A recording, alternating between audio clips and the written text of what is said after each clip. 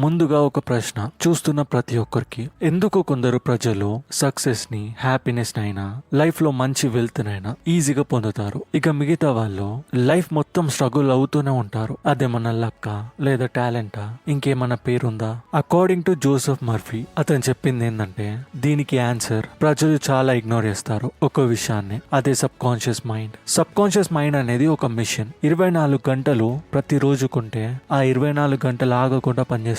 నువ్వు పడుకున్నా లేచినా నువ్వు ఎలా ఉన్నా కానీ నువ్వు ఏదైతే రిపీట్ చేస్తావో, నమ్ముతావో, ఇమాజిన్ చేస్తావో ఆ విషయమే స్లోగా నీ రియాలిటీగా మారుతుంది. నువ్వు భయం తోటి, డౌట్ తోటి, నెగిటివిటీ తోటి పెట్టావంటే నీ లైఫ్ అదే డైరెక్షన్ లో కదులుతుంది. కానీ నువ్వు దాన్ని కాన్ఫిడెన్స్ తోటి, ఒక నమ్మకం తోటి, క్లియర్ గోల్స్ తోటి ప్రోగ్రామ్ చేసి పెట్టుకున్నావంటే నీ లైఫ్ నే కంప్లీట్ గా చేంజ్ చేస్తుంది.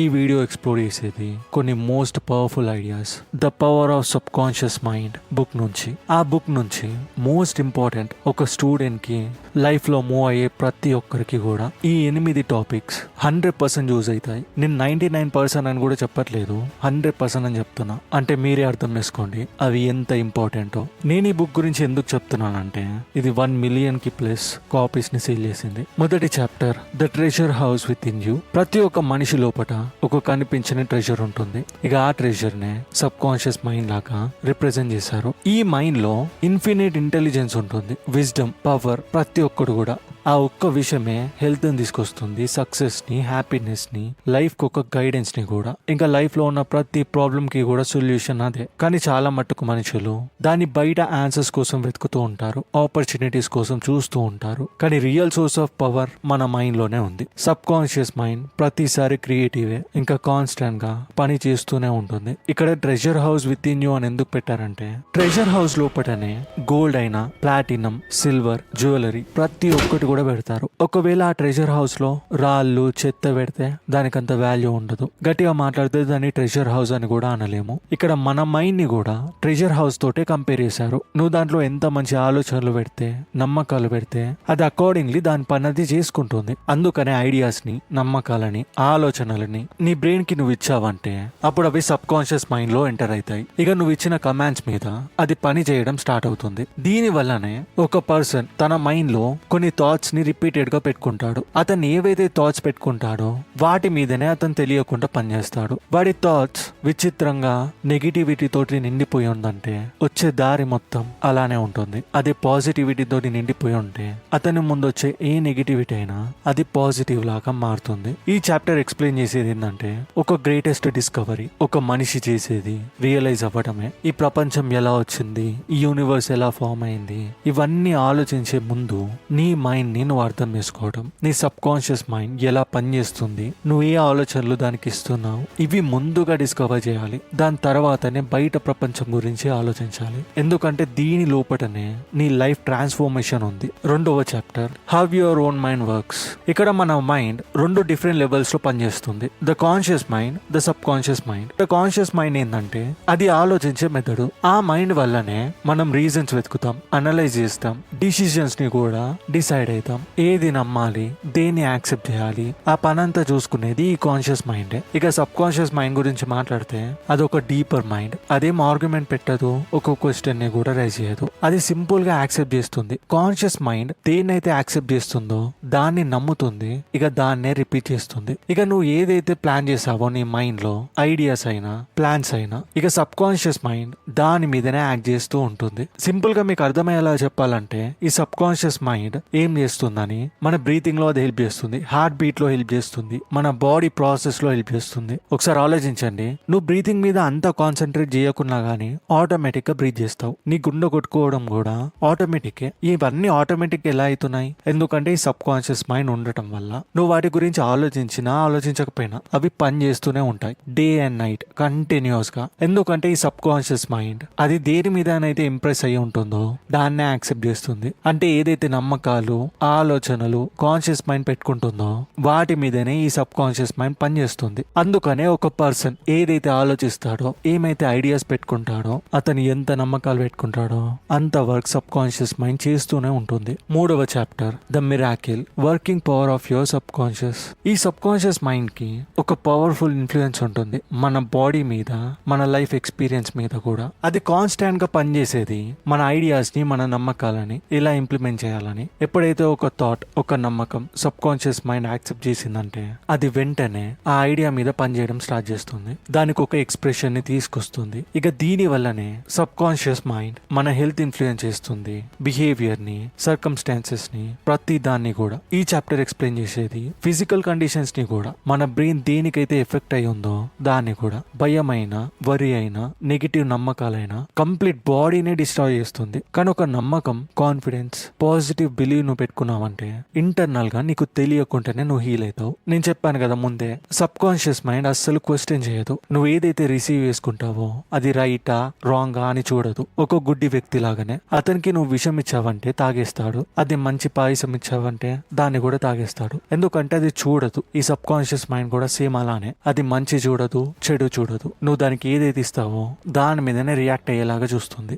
కానీ మన కాన్షియస్ మైండ్ ఇవన్నిటిని ఆలోచిస్తుంది. ఏది మంచి, ఏది చెడు, ప్రతిదీ చూస్తుంది. కానీ ఈ సబ్ కాన్షియస్ మైండ్ ఏదైతే పెడతావో దాన్నే నమ్మేస్తుంది. ఒక కుందేలుకి 6 కాళ్ళు ఉన్నాయంటే 6 కాళ్ళు ఉన్నట్టే నమ్మేస్తుంది. ఇక దాని మీదనే వర్క్ అవుతుంది. ఓవరాల్ గా ఈ చాప్టర్ చెప్పేది ఏంటంటే ఒక రిమార్కబుల్ పవర్ మన బాడీ మీద, ఇంకా మన లైఫ్ సిచ్యువేషన్స్ మీద కంప్లీట్ గా ఇన్ఫ్లుయెన్స్ చూపిస్తుందంటే నువ్వు పెట్టుకునే ఐడియాస్, నువ్వు పెట్టుకునే నమ్మకాల మీదనే. నువ్వు మంచి పెడితే మంచి, చెడు పెడితే చెడు. 4వది mental healing in ancient times. ఈ చాప్టర్ మెంటల్ హీలింగ్ అనేది కొత్త ఐడియా కాదు అని చెప్తుంది. ఏన్షియంట్ టైమ్స్ నుంచి ప్రజలు నమ్మింది ఏంది? విశ్వాసం మీద, నమ్మకం మీద. ఈ రెండు ఉంటే బాడీని, మైండ్ ని హీల్ చేస్తుందని. చాలా ఏన్షియంట్ కల్చర్స్ లో కూడా మన టెంపుల్స్ లలో ప్రజలు వెళ్లారు ప్రీస్ట్ దగ్గరికి, స్కేర్డ్ ప్లేసెస్ కి, స్పిరిచువల్ హీలర్స్ కి. వాళ్ళందరూ నేర్చుకునేది కూడా ఇల్నెస్ నుంచి రిలీఫ్ ని పొందటం. ప్రేయర్స్ అయినా, రిచువల్స్ అయినా, గట్టి నమ్మకమైన చాలా మటుకు ప్రజలు ఈ హీలింగ్ ని ఎక్స్పీరియన్స్ చేశారు. ఒక్కసారి ఒక ఎగ్జాంపుల్ లో చూడండి. ఒక తల్లి జాతరలో వాళ్ళ అబ్బాయిని కోల్పోయింది. తను కొన్ని సంవత్సరాల వరకు కూడా ఒక గట్టి నమ్మకంతో ఉంటుంది, ఏదో ఒక రోజు నా కొడుకు నా దగ్గరికి వస్తాడు అని. ఈవెన్ మనం చాలా మూవీస్ లో కూడా చూసే ఉంటాం ఈ విషయాన్ని. ఆ మదర్ డైయింగ్ స్టేజ్ లో ఉన్నా గానీ తన నమ్మకమే తనని బ్రతికిస్తుంది. ఒక మెయిన్ రీజన్ ఈ హీలింగ్ వెనకాల ఏంటంటే ఒక పవర్ ఆఫ్ బిలీఫ్, ఈ సబ్ కాన్షియస్ మైండ్ మీద పని చేయడమే. ఒక పర్సన్ ఎప్పుడైతే స్ట్రాంగ్ గా ఫీల్ అవుతాడో నేను హీల్ అవుతా అని, ఆ నమ్మకం సబ్ కాన్షియస్ మైండ్ యాక్సెప్ట్ చేసేస్తుంది. ఇక అదే బాడీని ఇన్ఫ్లుయెన్స్ చేస్తుంది. ఈ చాప్టర్ లో సింపుల్ గా చెప్పింది ఏంటంటే ఈ భూమి మీద ఉన్న ఏ రిలీజియన్ లో అయినా, ఏ ట్రెడిషన్స్ లో అయినా ఫేత్ ఇంకా బిలీఫ్, ఈ రెండే సబ్ కాన్షియస్ మైండ్ ని యాక్టివేట్ చేస్తాయని, దీని వల్లనే హీలింగ్ ని, రికవరీని పొందగలిగారు. ఇంకా ఇది చెప్పేది కూడా ఈ మెంటల్ హీలింగ్ అనేది మన హిస్టరీ మొత్తంలో ఉంటుంది, మనిషి పుట్టినప్పటి నుంచి. అందుకే నువ్వు పెట్టే విశ్వాసం ఇంకా నమ్మకం స్ట్రాంగ్ గా ఉండాలి. 5వ chapter mental healing in modern times. ఈ చాప్టర్ చెప్పేది సేమ్ మన పురాణ కాలంలో ఎలా ఉండేనో ఇప్పుడు కూడా అలానే ఉంటుందని. డిఫరెంట్ మెథడ్స్ ఉంటాయి కదా, ప్రేయర్ థెరపీ అని, ఫేత్ హీలింగ్ అని, సైకోథెరపీ, ఇంకా సజెషన్స్. ఇవన్నీ యూజ్ చేసేది మన మైండ్ ని ఇన్ఫ్లుయెన్స్ చేయడానికి. ఈ మెథడ్స్ లో ఒక పర్సన్ స్ట్రాంగ్ బిలీఫ్ ని డెవలప్ చేస్తారు, దాని వల్లనే వాళ్ళు హీల్ అవుతారు. ఏదైతే నమ్ముతారో అదే సబ్ కాన్షియస్ మైండ్ లోకి ఎంటర్ అవుతుంది. మన బాడీని, మెంటల్ స్టేట్ ని అది ఇన్ఫ్లుయెన్స్ చేస్తుంది. సింపుల్ గా చెప్పాలంటే ఈ చాప్టర్ చెప్పేది ప్రతి ఒక్క మెంటల్ హీలర్స్ ఉంటారు కదా, సైకాలజిస్ట్లు అయినా, ప్రేయర్ థెరపీస్ అయినా, ఈ ఫేత్ హీలర్స్ అయినా, ప్రతి ఒక్కరు కూడా డిఫరెంట్ విషయం లాగానే చేయొచ్చు, కానీ అది సేమ్ థింగ్. ఇవన్నిటి వెనకాల బేసిక్ ప్రిన్సిపల్ సేమ్. ఒక power of belief sub conscious mind నుంచి యాక్ట్ చేస్తుంది. వీళ్ళందరూ కూడా చేసేది సేమ్ విషయంని, అదే సబ్ కాన్షియస్ మైండ్ ని హీల్ చేయడం, దానికి ఒక నమ్మకం ని పెట్టడం. మన మోడర్న్ హీలింగ్ లో కూడా సేమ్ ఇదే విషయాలు ఉంటాయి, కాకపోతే కొంచెం డిఫరెంట్ గా. అంతేగాని థీమ్ అయితే సేమ్. మన సబ్ కాన్షియస్ మైండ్ ని క్లీన్ చేయడం, దానికి ఒక నమ్మకం ని, పవర్ నివ్వడం. 6వది practical techniques in mental healing.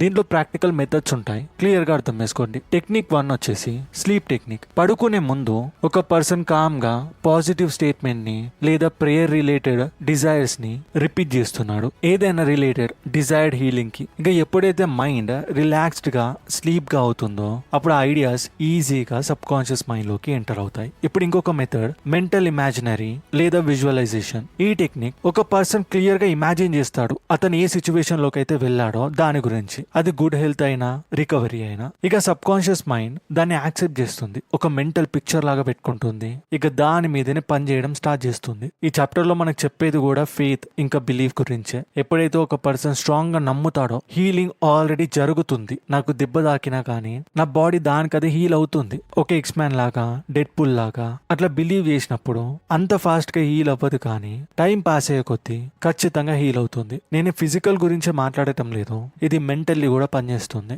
ఈ టెక్నిక్స్ మన పాజిటివ్ ఐడియాస్ ని మన సబ్ కాన్షియస్ మైండ్ మీద చూపిస్తుంది. అప్పుడు మన బాడీకి ఒక ఇన్ఫ్లుయెన్స్ లాగా, హీలింగ్ కి ఒక సపోర్ట్ లాగా వస్తుంది. 7వ chapter the tendency of the sub conscious in life word. ఈ సబ్ కాన్షియస్ మైండ్ కూడా లైఫ్ డైరెక్షన్ లో, గ్రోత్ లో, హార్మోనీలోనే కదులుతుంది. దాని న్యాచురల్ టెండెన్సీ ప్రొటెక్ట్ చేయడం, రిస్టోర్ చేయడం, బాడీని మెయింటైన్ చేయడం. ముందు చెప్పాను కదా, ఈ sub conscious mind heart beat ని, బ్రీతింగ్ ని, డైజెషన్ ని, హీలింగ్ ప్రాసెస్ ని, ప్రతి దాన్ని కూడా కంట్రోల్ చేస్తుంది. ఇవన్నీ నీకు తెలియకుండా ఆటోమేటిక్ మోడ్ లోనే అవుతాయి. నువ్వు దాని మీద ఏం ఎఫర్ట్ చూపించాల్సిన అవసరం లేదు. ఎప్పుడైతే మన బాడీ ఇంజూర్ అయి ఉంటుంది, ఇల్నెస్ కి అఫెక్ట్ అయి ఉంటుంది, అప్పుడు సబ్ కాన్షియస్ మైండ్ దాని పని అనేది చూపిస్తుంది. టిష్యూస్ ని రిపేర్ చేయడం అయినా, బ్యాలెన్స్ ని రిస్టోర్ చేయడం అయినా, మన హెల్త్ ని బ్యాక్ టు లైఫ్ కి తీసుకురావడం అయినా. ఏదేమైనా ఈ నెగిటివ్ థాట్స్ ఉంటాయి, భయమైన, కోపమైన, వరి ఉండటం కూడా, ఇవన్నీ నార్మల్ ఫంక్షన్ ని డిస్టర్బ్ చేస్తుంది. ఇప్పుడు ఒకసారి ఆలోచించండి, నువ్వు బ్రీత్ తీసుకుంటున్నావు, సడన్ గా నువ్వు బ్రీత్ తీసుకుంటున్నావు అని ఆలోచించావంటే అప్పుడు మాన్యువల్ మోడ్ కి వెళ్ళి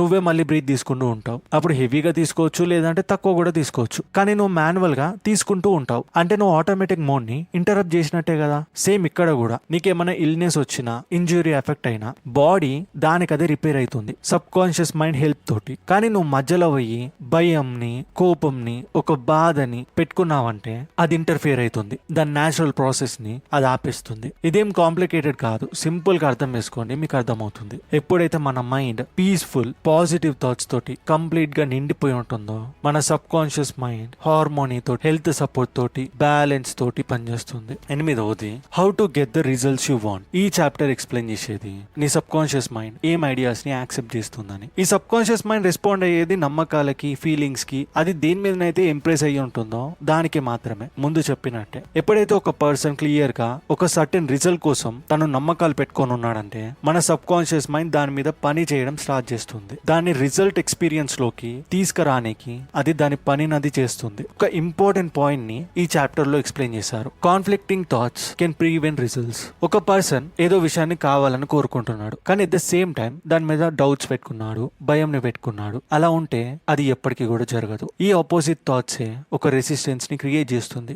ఈ చాప్టర్ ఎక్స్ప్లెయిన్ చేసేది కూడా సబ్ కాన్షియస్ మైండ్ బెటర్ గా పనిచేసేది కామ్ గా, రిలాక్స్ గా ఉన్నప్పుడే, ఒక పీస్ఫుల్ స్టేట్ లో, మెంటల్ స్టేట్ అంటారు కదా, అలా ఉన్నప్పుడే ఆ డిజైర్డ్ ఐడియా మన సబ్ కాన్షియస్ మైండ్ లోకి ఈజీగా, ఎఫెక్టివ్ గా ఎంటర్ అవుతుంది. ఎప్పుడైతే ఒక పర్సన్ క్లియర్ గా యాక్సెప్ట్ చేస్తాడు, తన డిజైర్స్ ని, అవుట్కమ్ ఎలా ఉంటుందో కూడా వాళ్ళు ఊహించుకున్నారు, ప్రతిదీ వాళ్ళు చేశారు.